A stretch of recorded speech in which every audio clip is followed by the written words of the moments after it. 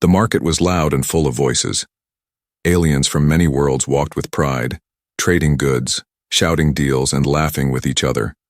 But no one laughed at the girl in the dirt. She crawled on the ground. Her metal legs were broken, dragging behind her like useless weights. Her arms were thin, shaking with every movement. Dust covered her glowing blue skin. Her white hair was tangled and dirty. One child pointed at her. "Look, she's crawling like a bug," he shouted. Others laughed. A group of alien men mocked her. "What kind of creature is this? She doesn't even have real legs," one said. Her name was Thay. She kept her head down. She didn't cry. Not anymore. Her tears had dried up many suns ago. Now she only looked for food. Scraps, pieces, anything. She pulled herself toward a food stall. A piece of old bread had fallen. She reached for it with trembling fingers. But before she could grab it, the vendor kicked it away. "Don't touch my ground, freak," he said harshly. She fell back, her body hitting the ground hard. A few people stopped and watched. Then they moved on. From far away, a human stood and watched too. His name was Jacob. He was tall, wore a brown jacket, and had kind eyes. He had come to the planet to trade tools. But now he stood still, staring at the girl in the dirt. Something about her stopped him. He saw her push herself back to a corner.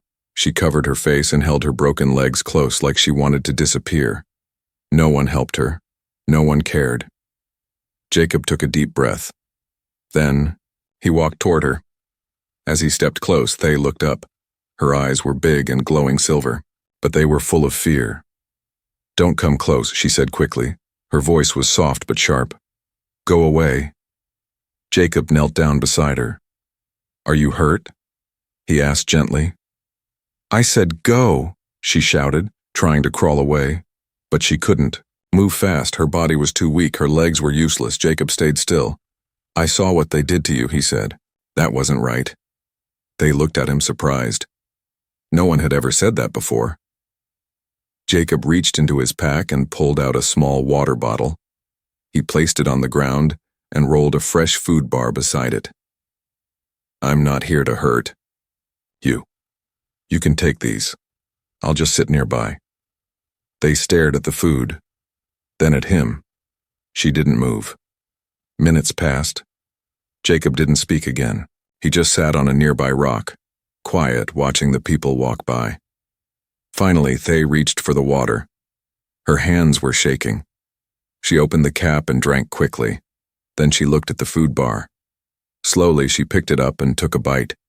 It was the first real food she had eaten in days. "Why are you doing this?" she asked, her voice tired. Jacob smiled a little. "Because you look like you needed it." They frowned. "You're human. You don't even know me." "That doesn't matter." They stayed quiet.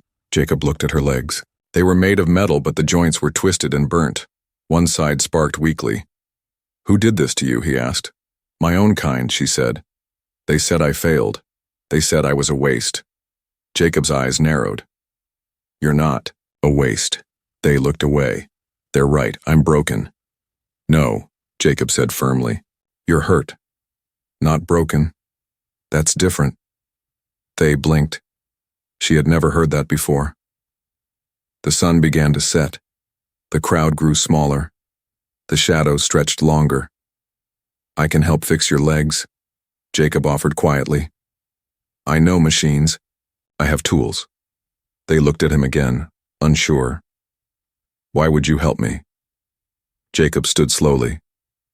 "Maybe because someone helped me once too, when I thought I was useless."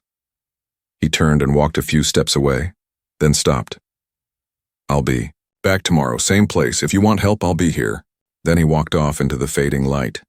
They sat in the dust, holding the empty water bottle, staring at his shadow until it disappeared.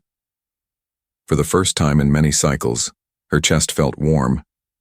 She looked at the sky and whispered to herself, "Maybe. Not all are cruel." And for the first time in many days, she didn't sleep hungry. The next morning, Thay woke up to a strange sound. Not shouting, not laughter, not pain, but humming. She lifted her head slowly. Her muscles ached.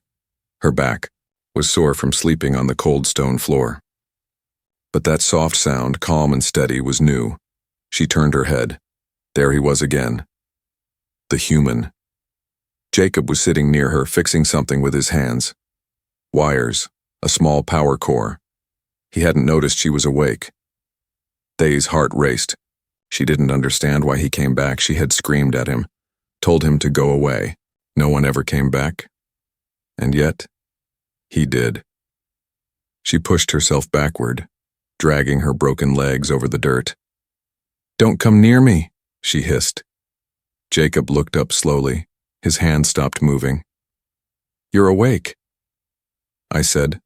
"Don't come close." She snapped again, voice sharp like a blade. "I'm not something you can fix." Jacob stayed still. "I know." "Then why are you here?" Her eyes burned. "Why are you pretending to care? You'll get bored and walk away like the rest." Jacob put down his tools. "I didn't come to fix your body. I came because no one should be left alone in the dirt." Thay's breath caught. Her hands clenched. She wanted to scream again, but her voice trembled. "I'm not like others," she whispered. "My body was crushed in the war. They didn't even treat me like a person after that. They called me cursed. They said I was better off dead." Jacob looked at her, eyes calm, voice steady. "Do you believe them?" Thay paused. "I didn't at first, but after days of crawling, after sleeping in gutters, after being kicked for just touching food, yes, I believe them now." She lowered her head. Jacob reached for something beside him and slowly pushed it toward her. It was a metal plate with warm bread, still fresh. She stared at it. "I'm not asking you to trust me," Jacob said. "Eat, that's all." They didn't move at first. But the smell. Her stomach twisted in pain. She grabbed the bread and took a bite. Her hands were still shaking. Jacob returned to his tools. "Your legs," he said after a moment. "I've seen worse. I've repaired worse." They glared. "Don't. I don't want your pity." Jacob shook his head. "Not pity. Respect. You've survived longer than most people would." Silence fell between them again. A soft wind blew across the alley. Then Thay spoke quietly. "Do you know what it's like to beg for your own life and they laugh?" Jacob didn't answer with words. He pulled back the sleeve on his left arm. Faded scars ran up his skin. Deep, burned, ugly lines. "I know," he said softly. Thay's eyes widened. Jacob smiled gently. "I didn't survive alone. Someone once saw value in me, even when I was broken. Now maybe it's my turn to do the same for someone else." They looked at him differently now. Not fully trusting, but not fully afraid either. She leaned against the wall and asked, "Do you really think you can fix my legs?" Jacob nodded. "I can try, but only if you want that." Thay hesitated. Her hand touched the metal on her leg. The joints were burnt and cracked. The wires sparked weakly. It had hurt for so long she forgot what it felt like to not hurt. I don't know," she whispered.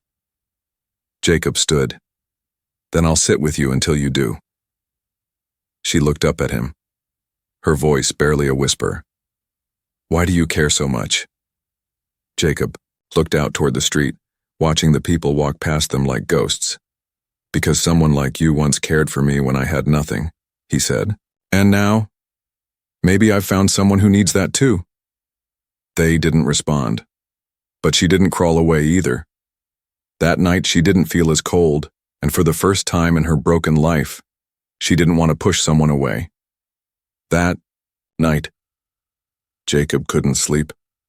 The stars above the alley blinked quietly like they were watching. He sat near Thay, who was now sleeping against the wall, her arms wrapped around herself. She looked peaceful, but broken. Then something strange happened. As she shifted in her sleep, a piece of her armor moved, and something glowed underneath. Jacob narrowed his eyes. A soft golden light was coming from her back. hidden under old bandages and dirty fabric. He stood slowly, careful not to wake her, and moved closer. The glow was not random. It was shaped, like symbols. Not just any symbols. Ancient, warrior markings. Jacob froze, his heart beat faster. He had read about these symbols before, rare marks of the Varine, an elite alien warrior race thought to be extinct. They were known for their strength, honor, and for disappearing after a failed war decades ago. Jacob stepped back, stunned. "She's not just a survivor," he whispered. "She's one of them." The next morning, Thay opened her eyes to find Jacob sitting beside her again, staring at the wall. "You didn't leave," she said softly. "No," he answered. "And I saw something last night." Thay tensed. "What did you see?" "The marking on your back." She turned away quickly. Her voice turned cold. "Forget them." "I can't," Jacob said. "You're Varine, aren't you?" Thay didn't answer. "You fought in the Void Rebellion," he added. "That wasn't just a war, that was history." They looked at the ground. "I was only a scout. I warned them about the ambush. They didn't listen. Everyone died. I survived, and they called me a coward." Her voice cracked. "They burned my name from the records. They removed my limbs with fire. They said I shamed them." Jacob clenched his fists. "That's not shame. That's survival. You did everything you could." She shook her head. "I'm not proud of what I am anymore." "But I am," Jacob said firmly. "You were part of something powerful, you still are." They stayed silent. Her eyes were wet, but she didn't let the tears fall. After a long pause, she whispered, "You're the only one who ever said that." Jacob reached into his pack and pulled out a small scanner. "Let me help fix your legs, not just so you can walk, but so you can stand as a warrior again." They looked at the scanner. Her hands trembled. Then, for the first time, she nodded. Later that day, they sat behind a scrap tent away from watching eyes. Jacob carefully examined the damage. The wires were corroded. Metal joints were shattered. The power cells were nearly dead. "You've been living like this for years?" he asked. They gave a bitter laugh. "Years don't mean much when every day feels like the end." Jacob connected a repair device. "Well, maybe today's the start of something better." As he worked, a shadow moved across the alley. A small alien child peeked around the corner, watching them. Jacob noticed him. "Can I help you?" The boy ran off. Thay's face turned serious. "That boy belongs to the slavers. They've been watching me." Jacob tensed. "Do they know I'm helping you?" "Probably," she whispered. "And they don't like outsiders getting involved." Jacob stood. "Then let them come." "I'm not afraid." They stared at him. This strange human who showed no fear, no hate, no pity. "You're different," she said. Jacob smiled. "So are you." That night, under the cover of stars, Jacob replaced the first joint in her leg.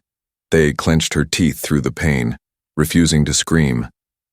When it was done, she looked down at the new metal. It wasn't perfect, but it was real. It was strong. "Only one leg done," Jacob said. "We'll fix the other tomorrow." They looked at him. Her voice was quiet but full of something new. "Thank you." Jacob sat beside her again, closer this time. "You don't have to thank me, just promise me one thing." "What?" "When you're strong again, and don't crawl back into the shadows." They closed her eyes. She wasn't sure if she was ready for that, but for the first time in her life, she wanted to try. It was just before sunrise. Jacob was tightening the bolts on Thay's second leg. She sat quietly, watching the sky turn soft shades of purple and orange. A soft wind passed through the alley. For a moment, everything felt peaceful. Then, a loud clang echoed from the street. Thay's head snapped up. "That sound, it's them." Jacob stood quickly. 3 tall shadows stepped into the alley. Their heavy boots crushed metal cans as they walked. Their skin was dull green, their armor marked with a familiar symbol, the Red Fang, a gang of slavers known across the sector. The tallest one stepped forward, smirking. Well, the broken Vereen is still alive. Jacob stepped between them and Thay. She's not going anywhere. The slaver laughed. She's our property, human. She was sold to us. She crawled away like trash, but we're here to collect her again. Thay's eyes filled with panic, her voice trembled. Jacob, they used to chain me like a dog. Jacob raised a hand. You don't have to explain. Not anymore. The slaver drew a shock baton, electricity dancing across the end. Move aside. You don't know what she is. I know enough. Jacob replied calmly. I know she's not yours. The second slaver stepped forward, aiming a stunner at Jacob's chest. Last chance, human. Jacob didn't flinch. No. Suddenly, crack, the baton struck the ground near Jacob's feet. They gasped. But Jacob didn't step back. Instead, he pulled out a compact energy tool from his belt. Not a weapon, but sharp enough to warn them. You want her? Jacob said in a low voice. You'll have to go through me. The slavers paused. The leader narrowed his eyes. You're willing to fight and die for a crippled alien? She's worth more than all of you combined. For a few tense seconds, no one moved. Then, a loud voice from behind the alley cut through the tension. Hey, what's going on there? A group of local market guards appeared. Though lazy and often corrupt, they didn't like Red Fang troublemakers, stirring chaos in public. The slavers hissed. The leader glared at Jacob. This isn't over, human. They turned and disappeared into the shadows. The guards didn't chase them. They simply watched with bored expressions before walking away. Jacob knelt beside Thay, who was still shaking. Are you all right? He asked. She looked at him with wide eyes. You stood up to them? Of course I did. They'll come back, she whispered.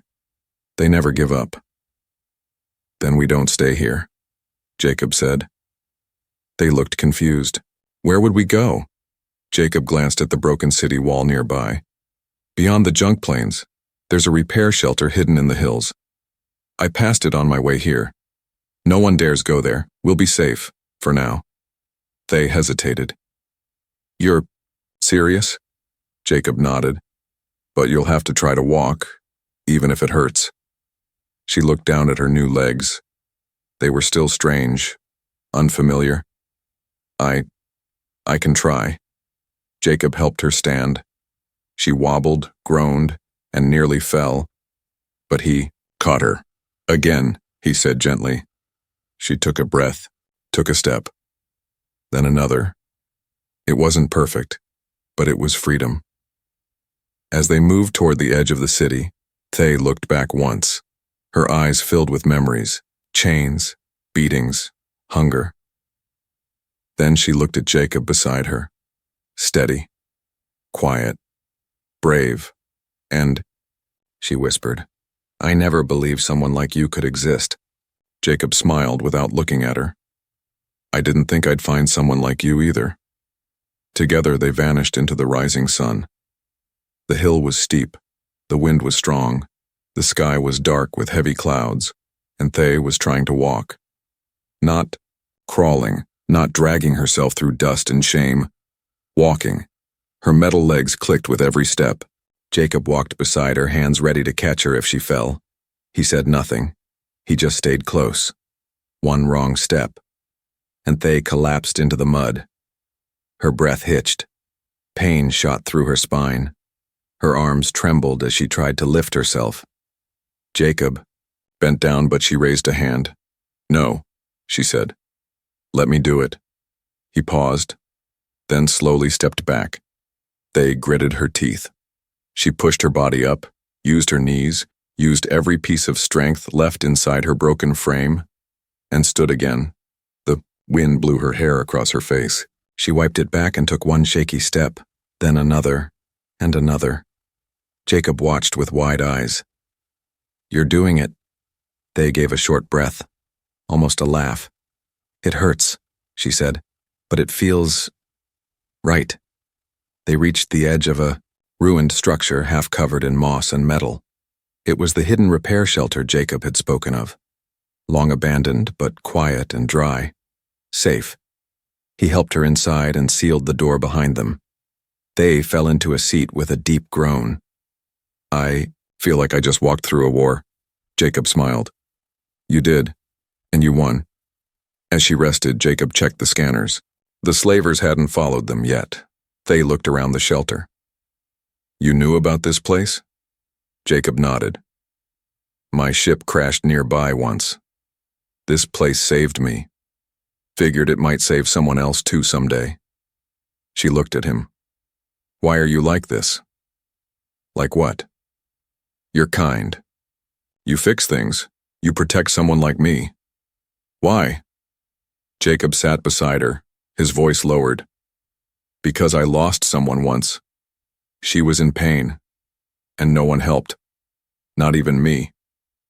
I swore I'd never stay silent again. They looked at him for a long time. Then, without warning, she stood. Her legs wobbled, but she stayed up. Where are you going? Jacob asked. She didn't answer. She simply stepped toward a rusted mirror on the wall. Slowly, she looked at her reflection. For the first time in years, she didn't see a broken creature. She saw a warrior learning to stand again. Her voice was soft. These legs, they feel like mine now. Jacob stood behind her. Because they were built with care, not control. They turned to face him. Her eyes shimmered. I never thought I would walk again. Never thought anyone would care. I did, Jacob said, and I still do. Suddenly, a loud beep echoed from his wrist device. His face grew serious. They're coming. They's smile faded. The slavers? Jacob nodded. 2 ships, small, fast, 1 hour away. They stepped forward. Then we fight. Jacob blinked. You just started walking? But I'm not crawling back into a cage, she said, her voice like fire. If they come, I want them to see me standing. Jacob looked at her with pride. Then he handed her a metal staff. Lightweight, strong, balanced. They gripped it, with both hands. It felt familiar, like an old part of her soul had returned. They thought I was weak, she said. They'll learn they were wrong. As the sun began to set, the storm rolled in. The clouds growled. The wind howled. The shelter was quiet but ready. They stood by the door, tall and steady. Not perfect, not pain-free, but whole. Jacob stood beside her, blaster in hand, and somewhere out there, ships were coming. But this time she wouldn't run. This time she would fight. The air was thick with tension. The radar beeped again, closer. Jacob stood by the window, watching 2 black ships land on the rocky ground just outside the shelter. Their engines hissed as they cooled, and shadows stepped out. The red fang slavers, they, stood beside him. Not hiding, not shaking. Her hands gripped the staff he gave her. Her legs, once broken, were ready to move. Jacob turned to her. We can still run. There's a tunnel in the back, it's tight, but no, she said. I'm done running. Jacob stared at her. There was no fear in her eyes, only fire. Suddenly, the door burst open. 3 slavers rushed in, weapons raised. One pointed a blaster straight at Jacob. Move away from the girl, the leader growled. She's ours. Jacob didn't move. She's no one's. Without warning, a shot rang out, but it wasn't aimed at Thay. It was aimed at Jacob. He didn't see it in time. But Thay did. She leapt forward, faster than anyone expected, and threw herself in front of him. The blast hit her square in the chest. She fell hard. Jacob screamed. They! The slavers were shocked. She moved! Before they could react, Jacob fired. He hit one slaver in the shoulder. The other ducked. The leader yelled something and they pulled back outside, dragging the injured with them. Jacob dropped beside Thay. Her chest armor was scorched. Smoke rose from the metal. No, no, no, he whispered, tearing open his med pack. Stay with me. Thay coughed. Her lips were dry, but she smiled weakly. You said you'd never leave me, she whispered. I'm not leaving. Jacob said, voice breaking. You're not either. Not like this. She winced. Guess I can move faster than I thought. You saved me, Jacob whispered, pressing a healing patch to her side. She nodded slowly. Of course I did. You gave me legs. I gave you something back. Jacob's hands were shaking. You gave me more than legs. You gave me someone to believe in again. The healing patch beeped. She was stabilizing, but barely. Jacob lifted her gently and carried her into the back room of the shelter. He laid her on a medical bed, an old one, but still working. You rest, he said, brushing her hair from her face. I'll deal with them. No, she whispered, grabbing his arm. We fight together, when I wake up. Jacob nodded. Then I'll hold them off until you do. Outside, the slavers regrouped, a full team now, 10 of them. The leader barked orders. She's injured. We strike now. But they didn't know one thing. They didn't just injure a disabled woman. They awoke a warrior. 30 minutes later, Jacob fired from behind cover. Sparks exploded from the shelter walls. The enemy pushed closer. He ducked back, panting. Then, footsteps, metal on stone. Slow, steady, strong. He turned. They was walking toward him, the staff in her hand, her eyes glowing. You shouldn't be up, Jacob said, stunned. I'm done, lying down. She stepped past him and raised her staff. The slavers saw her. They hesitated. Then, she charged. Her staff spun like lightning, striking the first 2 in seconds. One collapsed, groaning. The other flew into a wall. Jacob followed behind, shooting clean and fast. Together, they moved like fire and thunder. They weren't just fighting, they were winning. The slavers began to fall back. One shouted, She's supposed to be broken, Jacob smirked. She was never broken, just forgotten. 10 minutes later it was over. The slavers lay defeated, some running, others captured. Jacob stood beside Thay, blood on his coat, dust on his face. They leaned, on her staff, breathing hard, chest still aching. You stood up, Jacob said softly, even with pain. I stood up because you believed I could. He looked at her. You took that shot for me. She smiled. You gave me my legs, my life. What else could I do? For the first time, she didn't feel like a shadow. She felt like herself, whole, alive, and free. The sun was rising again. Its soft light touched the hills, warming the broken stones outside the old shelter. Smoke still curled from the battlefield and the air smelled of dust and metal. But inside, it was quiet. Jacob sat beside Thay on a small bench. His arm was wrapped in a bandage. Her side was sore but healing. They didn't speak at first. They just listened to the wind. I used to wonder, Thay said quietly, if I would ever be more than a broken body in the dirt. Jacob turned to her. You're so much more. She looked down at her metal legs. I thought no one would ever see me as anything but trash, a thing to use, to throw away. But I saw you, he said gently, and I still do. Thay's eyes shimmered. She didn't cry, but the emotion was deep. I thought I had no future, she whispered. Now, I don't want to go back to hiding. I don't want to be alone again. Jacob smiled. Then don't. She turned toward him slowly. You mean that? Jacob nodded. You stood with me. You fought beside me. You risked everything. I didn't just help you walk, Thay. You helped me feel alive again. She touched his hand. Her fingers were cool, metal over skin, but the touch was warm. No one ever chose me, she said. Not even when I begged. Well, Jacob said, voice soft and steady. I'm choosing you now, no matter what. Thay's lip trembled. You don't care that I'm part machine? That I'm a rejected soldier? That people might stare at us? Jacob laughed gently. Let them stare. I've never cared what people think. I care what you think, and I know who you are. She looked into his eyes, and for the first time in her entire life, she felt seen. truly seen. Over the next few days, the two rebuilt the shelter together. Jacob taught Thay how to use repair tools. She taught him how to read Vereen battle language. They laughed. They worked. They rested. One morning, Jacob returned from scavenging to find something outside the shelter, a carved stone placed by the door. On it was the mark of the red fang, split in half. It meant they wouldn't return.